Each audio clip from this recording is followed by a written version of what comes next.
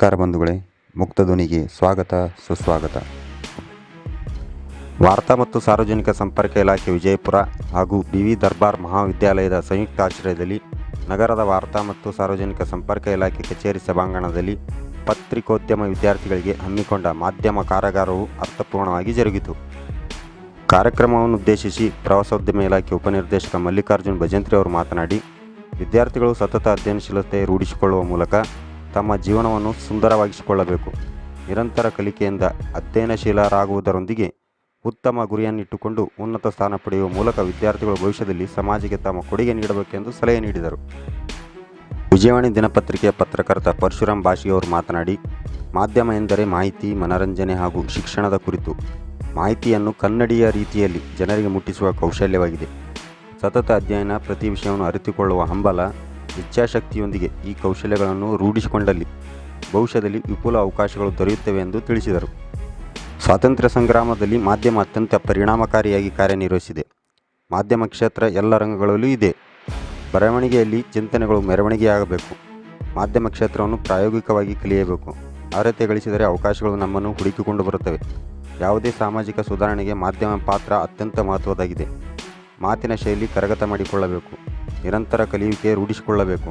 ಮಾಧ್ಯಮ ಕ್ಷೇತ್ರಗಳಲ್ಲಿ ವಿವಿಧ ಅವಕಾಶಗಳಿದ್ದು ವಿದ್ಯಾರ್ಥಿಗಳು ಇದರ ಸದುಪಯೋಗಪಡಿಸಿಕೊಳ್ಳಬೇಕೆಂದು ವಿದ್ಯಾರ್ಥಿಗಳಿಗೆ ವಿವರವಾಗಿ ತಿಳಿಸಿದರು.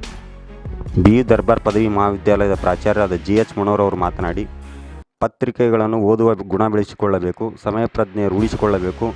ಕರೋನಾ ಕಾಲಘಟ್ಟದಲ್ಲೂ ಮಾಧ್ಯಮ ಕ್ಷೇತ್ರ ಅದ್ಭುತವಾಗಿ ಕಾರ್ಯನಿರ್ವಹಿಸಿದೆ. ಚಿಕಿತ್ಸಕ ಮನೋಭಾವನೆ, ಹೊಸದನ್ನು ಕಲಿಯುವ ಹಂಬಲ ಹೊಂದಬೇಕು ಎಂದು ಕಿವಿಮಾತು ಹೇಳಿದರು. ವಾರ್ತಾ ಮತ್ತು ಸಾರ್ವಜನಿಕ ಸಂಪರ್ಕ ಇಲಾಖೆಯ ಸಹಾಯಕ ನಿರ್ದೇಶಕರಾದ ಅಮರೇಶ್ ದೊಡ್ಡಮನಿ, ಶಿಕ್ಷಕಿ ರಶ್ಮಿ ಪಾಟೀಲ್, ಕಾಲೇಜಿನ ವಿದ್ಯಾರ್ಥಿನಿಯರು ಕಾರ್ಯಕ್ರಮದಲ್ಲಿ ಉಪಸ್ಥಿತರಿದ್ದರು.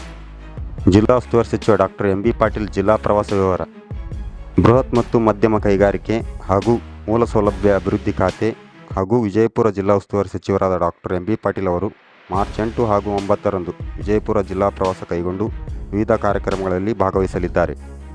ಮಾರ್ಚ್ 8ರಂದು ಶನಿವಾರ ಬೆಳಗ್ಗೆ 11 ಗಂಟೆಗೆ ಕರ್ನಾಟಕ ರಾಜ್ಯ ಅಕ್ಕ ಮಹಾದೇವಿ ಮಹಿಳಾ ವಿಶ್ವವಿದ್ಯಾಲಯದಲ್ಲಿ ನಡೆಯುವ ಅಂತಾರಾಷ್ಟ್ರೀಯ ಮಹಿಳಾ ದಿನಾಚರಣೆ ಕಾರ್ಯಕ್ರಮದಲ್ಲಿ ಭಾಗವಹಿಸುವರು.